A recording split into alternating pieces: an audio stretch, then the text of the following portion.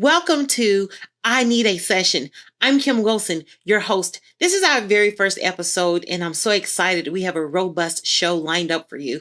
One of the reasons why I decided to name the show I Need a Session is because usually when people find out I am a psychotherapist, a common response is, "Girl, I need a session."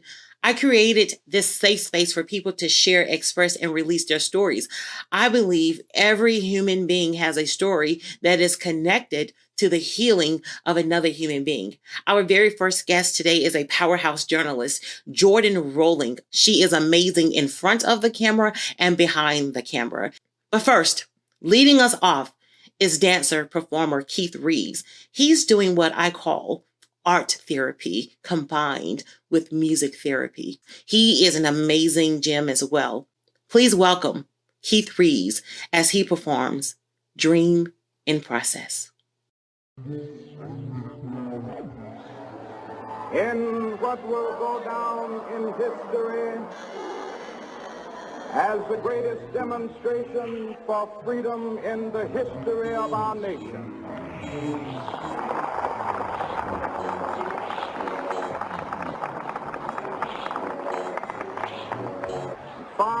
50 years ago, a great American in whose symbolic shadow we stand today signed the Emancipation Proclamation.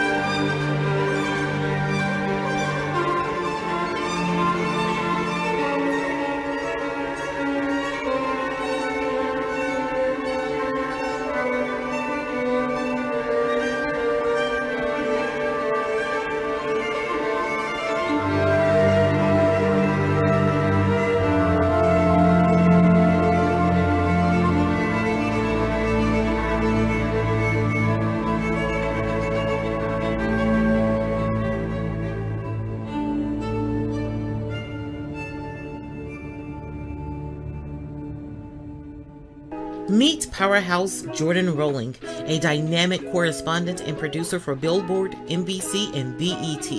Jordyn has worked closely with several outlets, including Vice Media, Time Incorporated, and CBS, to tell compelling stories. She has produced multiple acclaimed short documentaries on diverse topics. Jordyn is passionate about uplifting women and people of color, as well as mentoring underserved youth. Keep your eye on Jordyn. Her journalism skills are sharp in front and behind the camera. Simply put, this amazing gem is a powerhouse.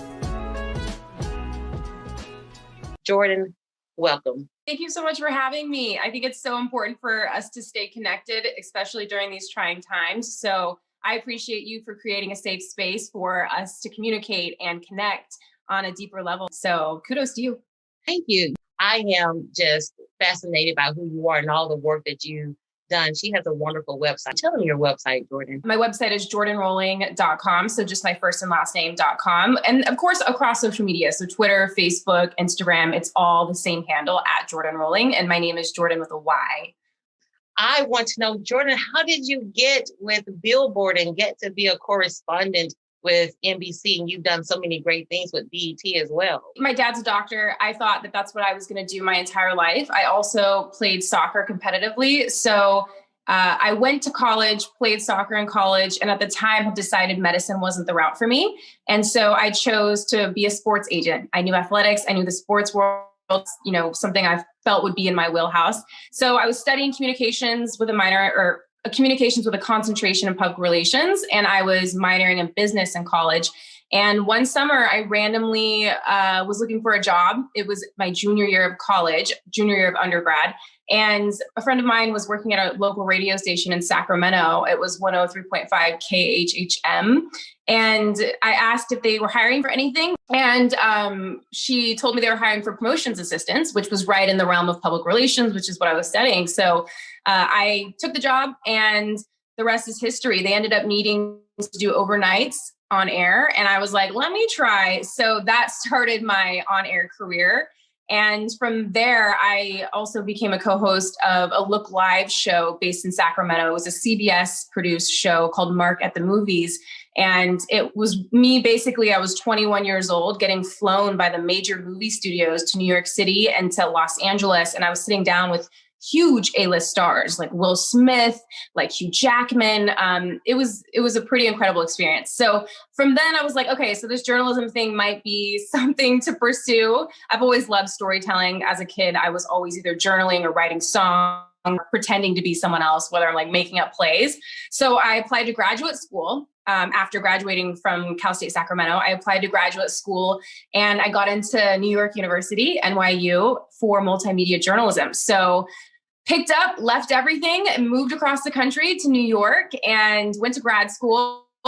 From there, I started working right away, pretty much like 3 months into grad school. I landed my first on-air job here in New York, and I was producing content for AOL, USA Today, Time, doing like 60-second lifestyle segments. And that was really how I got my foot in the door in New York City.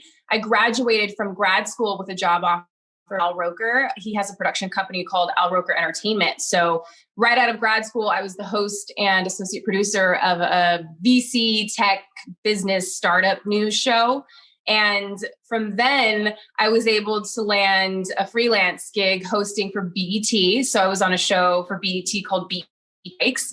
And then from there, I was able to land another freelance job. I started as a fill-in host for The Hollywood Reporter. And The Hollywood Reporter's sister brand is Billboard. So I was filling in for The Hollywood Reporter, and I was also a host for BET. My show with Al Roker ended, so those two jobs that I was doing at the time. And on the side, I was also producing short documentaries. And Billboard, one day they happened. Oh, and I was also a correspondent for NBC.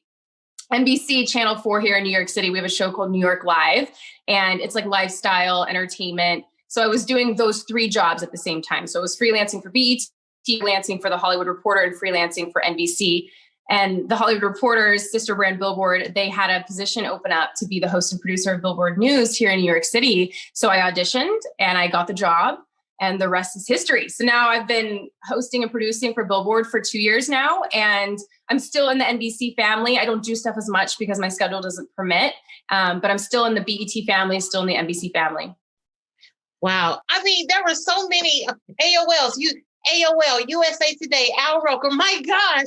But, I want to go back to the very beginning of that when you talked about being in medical school. Your father was a doctor. So, for those college students who may be watching, a lot of times people struggle with making the switch. You go in for medical school because that has so much prestige connected to it. And especially if you're, there's something inside of you that wants to follow a family tradition or something like that. How was that decision for you to was that an easy thing to do, to say, you know what, I'm changing my major, I'm doing something different? No, not at all. It was not an easy thing. I come from a family of medicine. My dad is obviously a surgeon and a microbiologist, virologist. My aunt, his little sister, is the chief of OB at a hospital in Texas. And their mother, my grandmother, she was a nurse in the Army. So I come from this, deeply rooted medicine family. And also we're a huge athletic family. My dad played football. His little brother played 9 years in the NFL. All of my siblings play sports. I played soccer, obviously, my entire life and went on to play in college. So for me, the arts, storytelling, that was never really something that was nurtured in my household. It was more like athletics, medicine. You're going to be a doctor. That's a guaranteed career. You're going to have money. You're going to play sport because that's going to get you a scholarship in school. So that was always the path that was kind of laid out for us growing up before we were able to make decisions for ourselves. So it was definitely something, I think when I made that decision, my parents were like, oh my God, like, we'll see, once you're 18 and you're away at college and you have the control over switching your major and doing whatever, it's out of their hands at that point. So I think I just, trusted my instincts and was just not afraid to disappoint them, or not maybe disappoint them, but just not afraid to, rock the boat. And I kind of like stood up for once in my life and was like, this is what I think I want to do. And I'm just going to explore it. I trusted my gut. I trusted my instinct. A lot of times when we experience this inner conflict and we don't make great decisions and we find ourselves in dark places, sometimes it's because we did not trust our instinct. And we will beat ourselves up over that. And there are a lot of messages, negative messages that can go through the brain. So for you, I can hear that you come from success. Did you struggle with just the meaning of your success? And is your success as successful as you want it to be, or having everybody look at your success as, rating it? People will rate your success as 5-star, 3-star. Did you ever struggle with any of that? Growing up, I think most of us can relate to this. When you're in the school growing up, your success is measured by your grades, right? So I have siblings, so I was able to kind of see what moves they made, and I was like, I'm not going to do that. So I was always a straight A student, while maybe one of my other siblings might have struggled. And I think I put a lot of pressure on myself for, when you're measuring success with grades, I put a lot of pressure on myself because I was like, I want to be the best. I want to make my parents proud. I don't want them to be disappointed. And then as I transitioned into adulthood, it goes away from being like, I want to please my parents to I want to please society. I want to please expectations that people might have of me and who I am and what kind of family I come from, or me being a former Division I athlete, or etc. And it doesn't really end, right? You're always trying to, I think most of us can say we care a little bit what people think. As I've gotten older, though, I've had to kind of sit in my decisions and realize whatever I do at the end of the day, it affects no one really but me. And so I have to be okay with not being successful in someone else's eyes, or making the wrong move in someone else's eyes. Again, going back to trusting your instincts, it's always, for me, I just try to follow my heart or follow my gut. And that's kind of, if it makes me feel good, then I feel successful.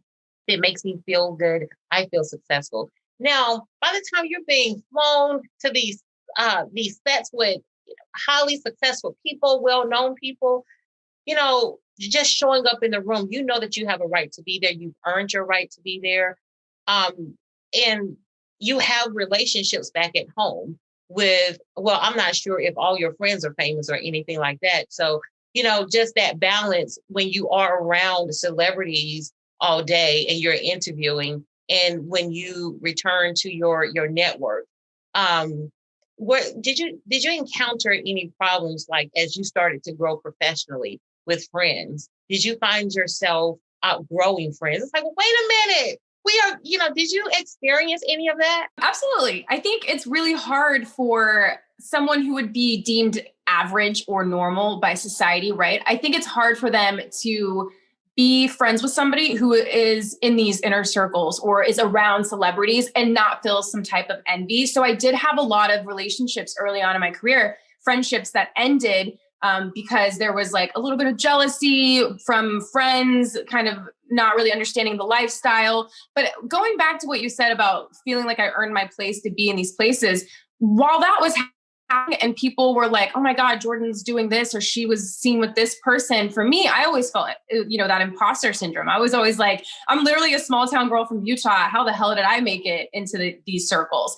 And that's something that I struggled with for a very long time. But the more I wish people could understand and really grasp the concept that celebrities are normal people. Okay. Like they do the same stuff you do. They grocery shop, they, do number twos on the toilet. Like they are literally normal people. And so the more that I was exposed to that, the more my perception of what celebrity is, the more that changed.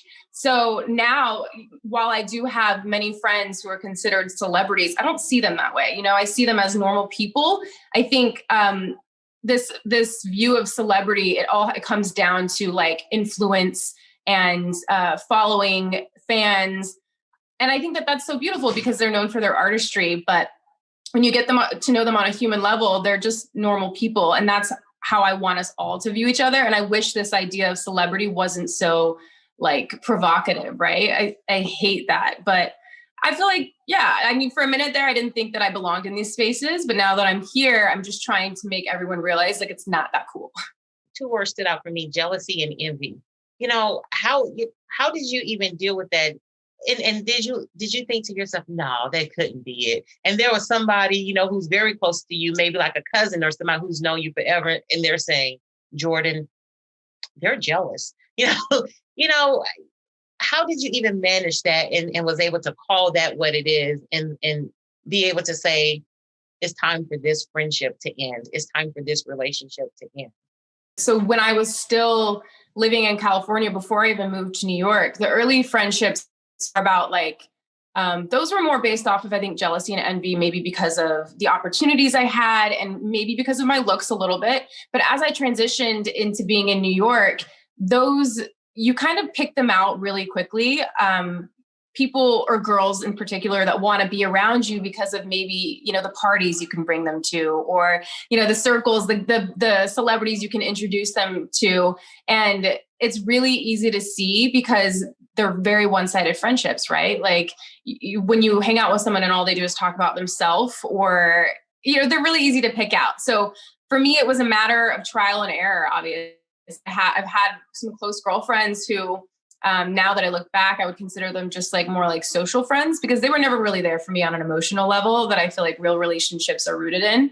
So it was just obviously growth. Like you have to grow and figure it all out by making mistakes.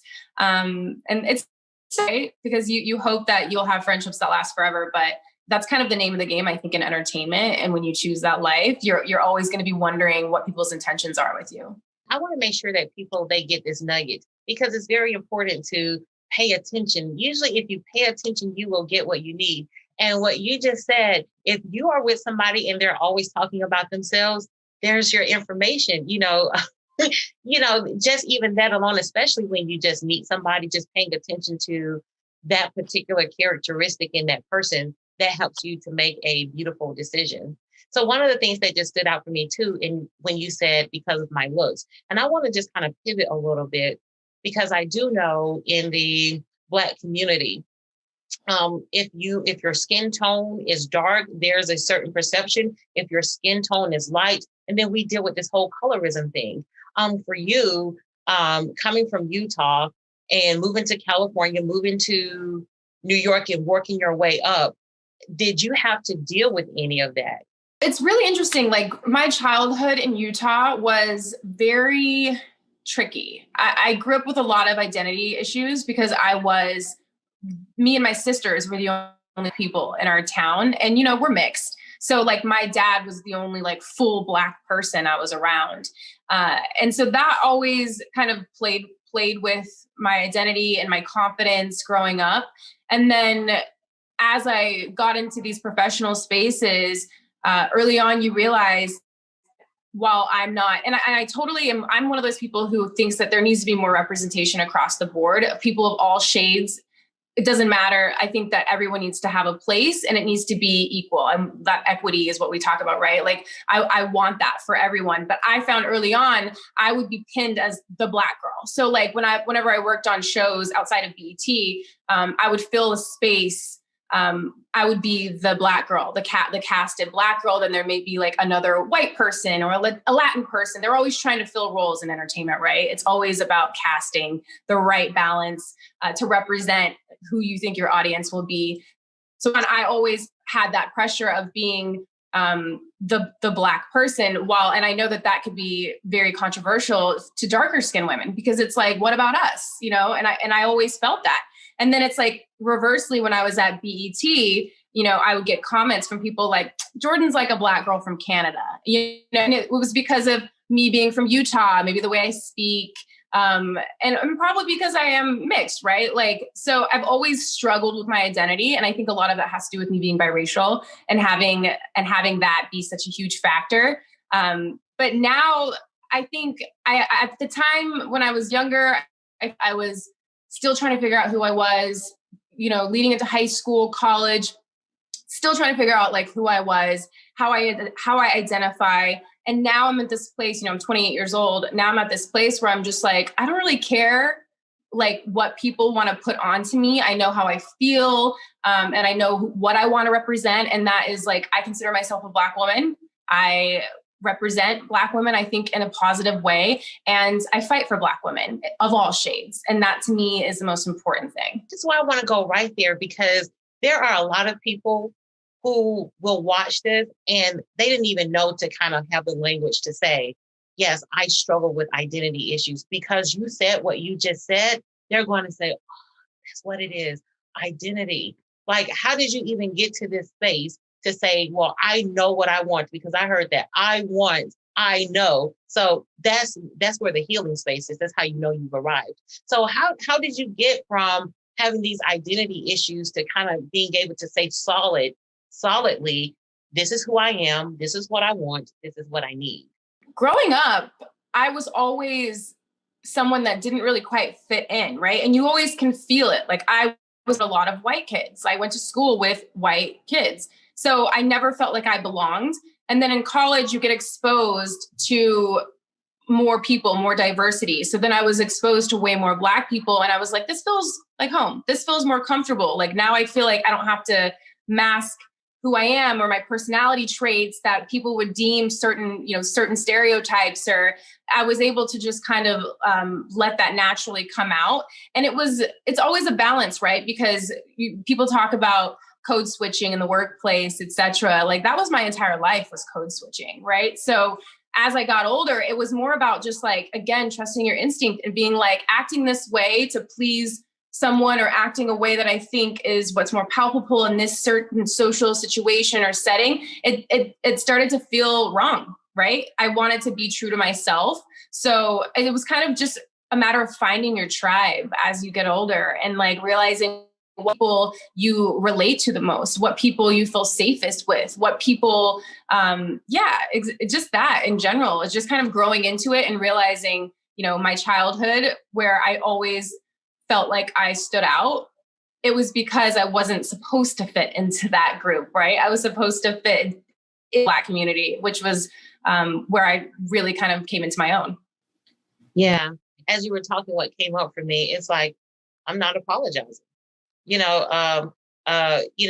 I am adjusting, code switching, listen, I'm working and I'm not apologizing for anything. I am who I am. Yeah. I love that. I don't know what it feels like to be a size 3 or size 4 or anything like that. I've always identified, as a round person. I've never walked into a room full of big people in my life. If somebody was to walk into a room full of big people, people, you just start looking around thinking, well, what is this? Even when I went to Weight Watchers, everybody was skinny. Jordyn,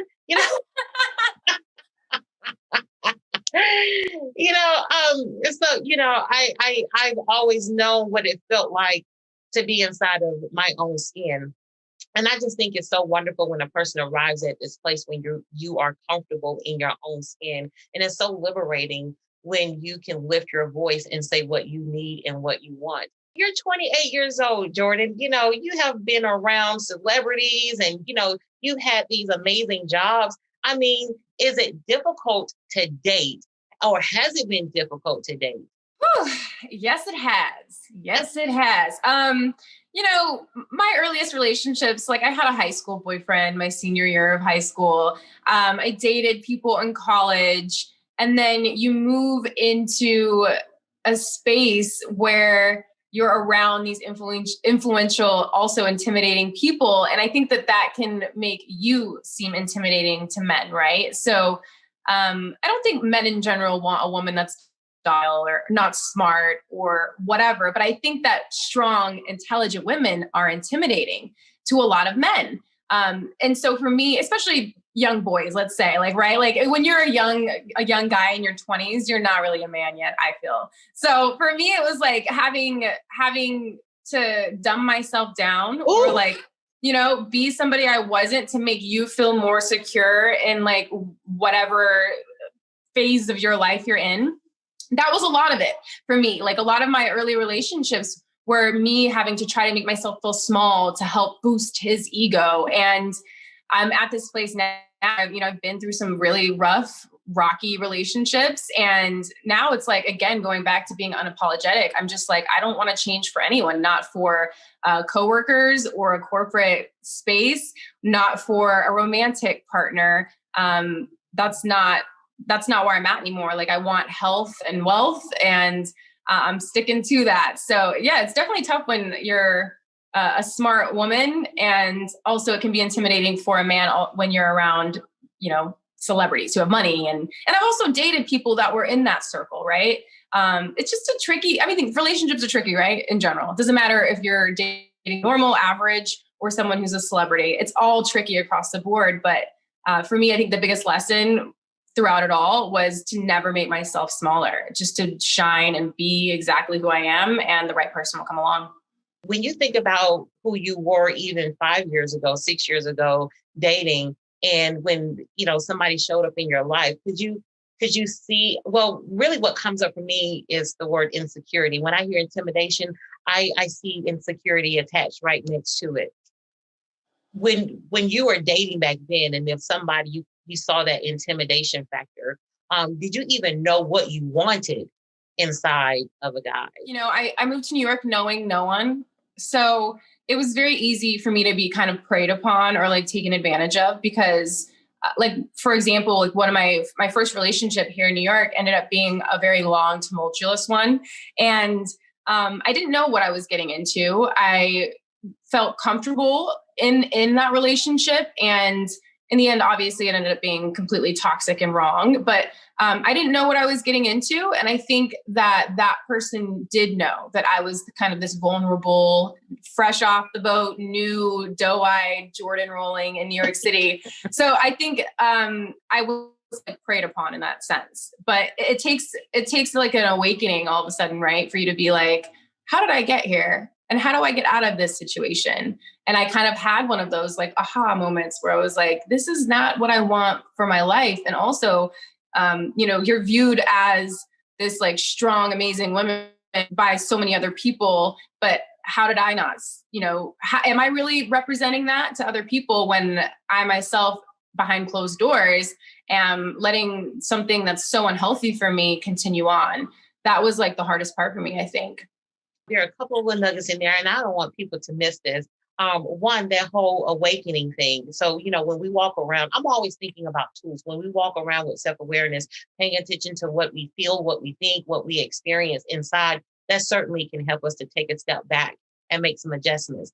The other word that really stood out for me is when you said preyed upon. Well, that phrase, people who have hidden agendas, or people who are manipulators or controlling or something like that, they know exactly what they are looking for. And for you in your mind, you're thinking, oh, wow, this is nice, but this person, like you said, they already knew they were preying upon you. But I think one of the things that stand out for me, usually when you get out of that situation, there's usually a support group. There's if it's one person or somebody where you can trust and you can confide in or feel good about sharing information so you can take a step forward. Do you feel like that was key for you? You had that?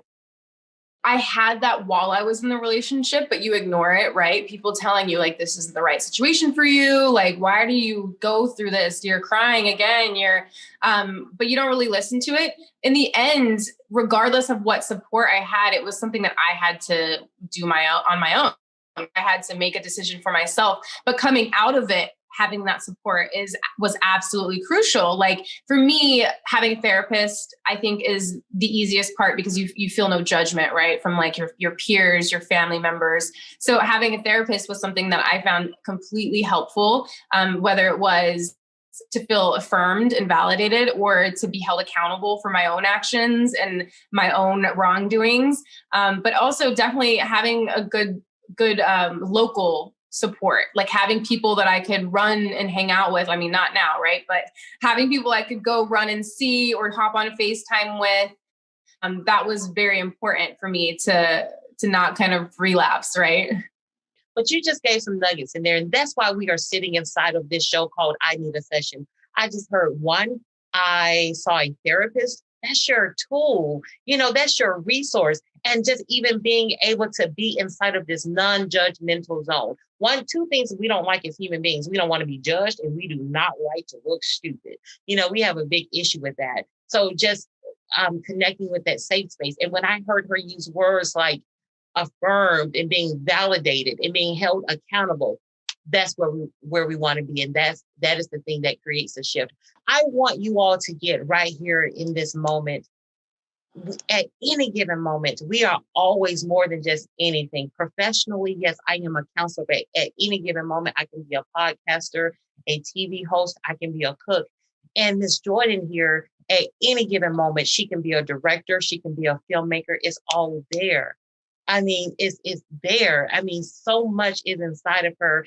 And the thing is, I want you to see that in her, but I want you to see it in you too. She is a self-starter. She is a self-motivator. Those are those qualities that take you there. So when you listen to this show, when you sit inside of it, I want you to get up and make a plan. If you have not made a plan, and say, yes, I don't want to be Jordyn. I want to rock and roll inside of that strength that Jordyn has. Thank you so much for having me, and for everyone that's watching. Like Miss Kim said, anything you want to do in life is possible. I'm a willing testament to that. So shoot for the stars, never give up, and love yourself. Give yourself grace and love yourself hard. Jordyn, thank you so much for joining me. Listen, if anybody has not told you today, let me be the first. You are amazing. I certainly believe in why settle for okay when amazing is always an option.